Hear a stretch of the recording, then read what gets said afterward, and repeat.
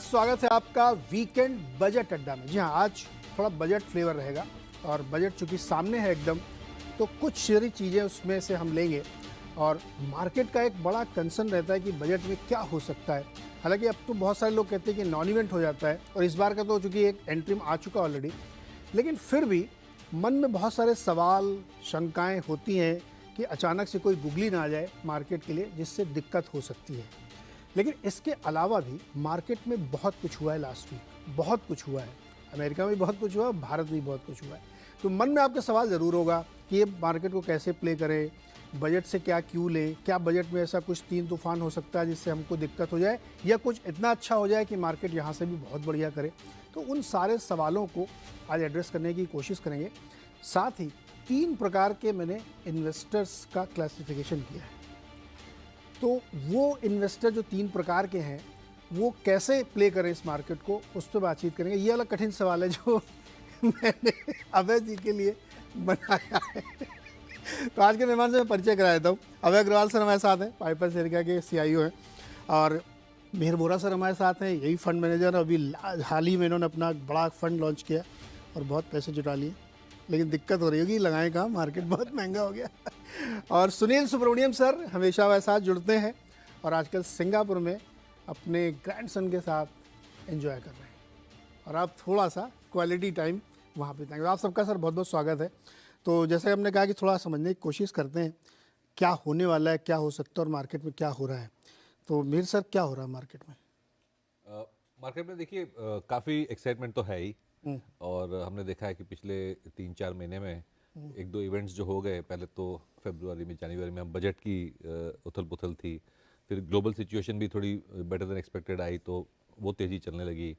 और जो US में खास करके जो टेक्नोलॉजी में मैग्निफिसेंट 7 थे, उनकी तेज़ी और चलती रही, तो उसकी भी टेलविंड हमें मिली। एक छोटी सी अनसर्टन थी इलेक्शन की, उसके उसके आजू बाजू थोड़ी हमने वॉलेटिलिटी देखी बाजार में, लेकिन जब देखा कि ये जो गवर्नमेंट रेजिम कंटिन्यूटी है, तो अगेन तेजी कंटिन्यू रही। तो मेरे ख्याल से जो पॉजिटिव सेंटीमेंट पिछले 2-3 साल से बिल्टअप हुआ था, उसका ये कल्मिनेशन अभी भी चल रहा है। तो और आप देख रहे हैं कि ग्रॉस SIP फ्लोज अब 22,000 करोड़ हो गए हैं। तो वो बेसिक सेंटीमेंट तो आई थिंक पॉजिटिव है ही। पिछले कुछ दिनों में ये हुआ है कि US के जो डेटा पॉइंट्स है थोड़े वीक आए हैं। तो ऐसा लग रहा है कि अभी स्लो डाउन शुरू हो सकता है, और उसकी इम्पैक्ट जो है विश्व विश्व विश्व की बाजारों में कैसा होगा, वो देखने की कोशिश कर रहे हैं। तो इसकी वजह से हमने देखा एक थोड़ी सी वो तो 5-6 दिनों में चाहते थे कि एक छोटी सी ब्रेक जैसा लगा है बाजार स्लो को। डाउन आना चाहिए, वो तो खुद ही चाहते थे। बिल्कुल, बट जब आता है तो किसी को पसंद नहीं आता। बना रहे थे कि आ जाए, माहौल बनाया कि आ जाए, और अब आ रहा तो डिसलाइक कर रहे हैं। बिल्कुल, तो उसे रेट कट भी होगा फिर। एग्जैक्टली। तो वही है, वो हमारी जो साइकिल है कि स्लो डाउन की एक्सपेक्टेशंस होगी तो रेट कट होंगे, रेट कट होंगे तो लिक्विडिटी होगी।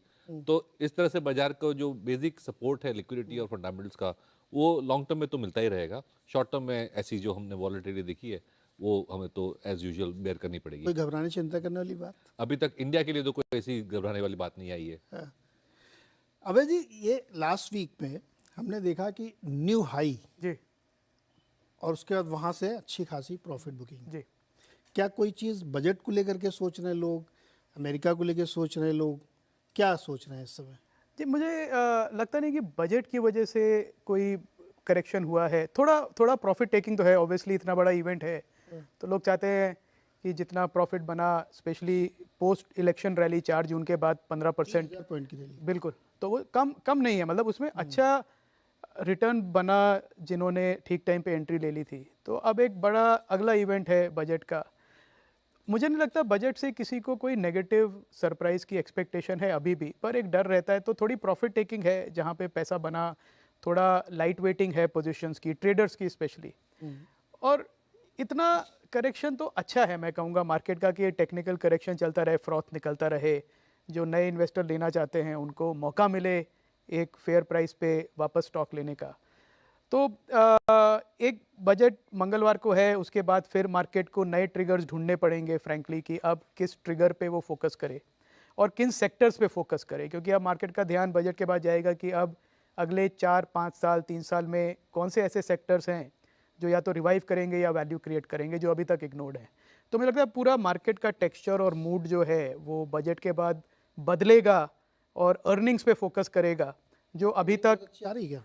अर्निंग्स आई थिंक मिक्स्ड है। मिक्स्ड मैं कहूँगा कि जो कोई नेगेटिव सरप्राइज नहीं है, जैसा एक्सपेक्ट किया था लार्जली उस लाइन में है। मुझे लगता है जो बैंकिंग फाइनेंशियल सर्विसेज हैं उनका जो कॉस्ट प्रेशर है वो दिख रहा है, तो नंबर्स उसी के हिसाब से है, कोई सरप्राइज नहीं है बड़ा। आईटी के एट पार में be slightly better than par results कह सकते हैं। और एफएमसीजी के मुझे लगता है उसी हिसाब से गाइडेंस अच्छी होगी। मेरे को लगता है मार्केट अब फोकस करेगा कमेंट्री पे रादर देन लुकिंग कि क्या आपका रिजल्ट क्या आया, उससे ज़्यादा कि अब आप जो मैनेजमेंट है वो अगले 3 महीने 6 महीने साल भर के लिए क्या गाइड कर रहा है, वॉल्यूम ग्रोथ के बारे में, प्राइस रिकवरी के बारे में, मार्जिन एक्सपेंशन के बारे में। उस पर बाजार का फोकस ज़्यादा जाएगा कि जिस मैनेजमेंट ने ठीक टाइम पे कैपेक्स करके कैपेसिटी बढ़ा ली और अब एक साइक्लिकल रिवाइवल है वॉल्यूम और प्राइस दोनों का, तो उन कंपनीज पे ज़्यादा फोकस जाएगा मार्केट का rather than just looking at कि जो मोमेंटम में चल रहा था। तो एक मोमेंटम ब्रेक ऑलरेडी हुआ है अभी। मतलब बजट के बाद एक नए ट्रिगर की ज़रूरत होगी, बिल्कुल होगी, जो अर्निंग्स पे है। जी मैं इस पे एक थोड़ा सा कॉन्ट्रा व्यू मेरा, अर्निंग्स पे बहुत वॉक द टॉक वाली बात मुझे दिखती नहीं, होप वाली ज़्यादा टॉक दिखती है। आप किसी भी मैनेजमेंट से नतीजे बहुत ख़राब है तो वो 10 बहाने बताएगा, ये रीजन गिना देगा आपको और बड़ी लंबी होप दिखाएगा, लेकिन एक्चुअली ऐसा नहीं हो रहा है।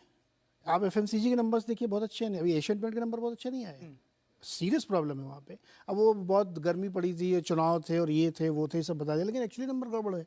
तो मार्केट क्या इस चीज़ को सेंस कर रहा है कि अर्निंग्स बहुत अच्छी आने की उम्मीद नहीं है? नहीं, मुझे नहीं लगता कि इतना कोई डर है। और कुछ पॉकेट्स हैं, जैसे मैंने कहा कि कुछ सेक्टर सेगमेंट्स, एफएमसीजी भी इतना बड़ा स्पेस है, उसमें भी सेगमेंट्स है, सब सेगमेंट्स हैं। पर्सनल केयर अलग है, ईटेबल्स अलग है, पेंट टाइल, ये जो होम बिल्डिंग का है ये अलग सेगमेंट आ गया। तो हर सेगमेंट को एक अलग नज़रिए से देखना पड़ेगा आपको। और मेरे को नहीं लगता कि कोई एक्सपीरियंस मैनेजमेंट ओवर प्रॉमिस करना चाहता है इस समय, क्योंकि सबको मालूम है कि ओवर प्रॉमिस किया, अगले क्वार्टर में डिलीवर नहीं किया तो स्टॉक, हाँ मतलब अच्छी पिटाई होगी। तो ओवर प्रॉमिस के तो मुझे नहीं लग रहा कि कोई आसार हैं। कॉशियस ऑप्टिमिज्म की कमेंट्री है जिसको एनालिस्ट ज़्यादा रीड करेंगे, ज़्यादा डिग इन करेंगे, ऑन ग्राउंड रिसर्च करना पड़ेगा, लोगों को जाके देखना पड़ेगा कि कहाँ जो मैनेजमेंट कह रहा है क्या वो एक्चुअली हो रहा है। काफ़ी इंडस्ट्रीज ऐसी हैं नीरज जी जो एक साइक्लिकल रिवाइवल के थ्रू जा रही हैं। बॉटम आउट हो गया, जैसे केमिकल इंडस्ट्री, एग्रोकेमिकल हैं, स्पेसेस, इलेक्ट्रॉनिक कंपोनेंट्स हैं, जिन्हों को चाइना की डंपिंग की वजह से काफ़ी तकलीफ हुई पिछले 3-4 सालों से, और आप देखेंगे प्राइसेस एकदम साइडवेज थे। अब चाइना ले बीच में ना, इस पे अलग शो करेंगे। अलग शो तो उसमें हो ही जाएगा जिस दिन वो शी जिनपिंग बड़े बड़े घोषणाएं करेंगे, लेकिन उसको मैं बीच में लाऊंगा। एक बार जरा देखते हैं, दूर से बैठ के आदमी थोड़ा अलग देखते हो ना, तो सिंगापुर से बैठ के हम लोग जो बातें यहाँ कर रहे हैं, सुनील जी आपको कैसा लग रहा है? सही लग रहा है? ठीक ठीक बातें कर रहे हैं या आप कुछ और वहाँ चले गए दूसरी तरफ सोचने लगे? देखिए, आप बजट के बारे में बात करेंगे ना, तो मैं कहूंगा कि बजट एक पीआर एक्सरसाइज है, ये बोलिए मत। राइट, एक दो तीर्थ होते हैं बजट में। एक है रिपोर्ट कार्ड, यानी जो बीती हुई साल, उसमें पिछले साल जो प्रॉमिस किया था, क्या उस प्रॉमिसेस के ऊपर गवर्नमेंट ने डिलीवर किया है, एक रिपोर्ट कार्ड होता है। दूसरा होता है अगले साल की जो एक्सपेक्टेशन डालते हैं, वो एक पीआर एक्सरसाइज है।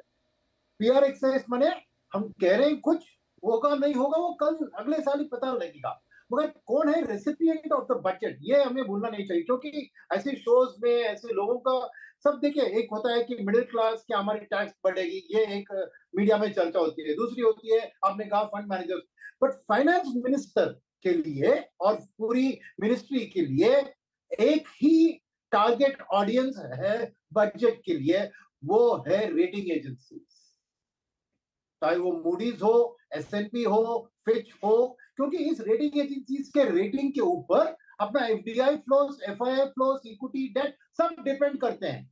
और वहां पे rating level, rating downgrade, rating upgrade, ये तीनों पॉसिबिलिटीज हर साल सामने आती है, और उस हिसाब से फाइनेंस मिनिस्टर को मैनेज करना पड़ता है उन फॉरेन रेटिंग एजेंसीज को, क्योंकि अल्टीमेटली इंडिया का रेटिंग में कुछ खराबी नहीं आनी चाहिए। तो ये बात आप ध्यान में रख लीजिए, पहली बात।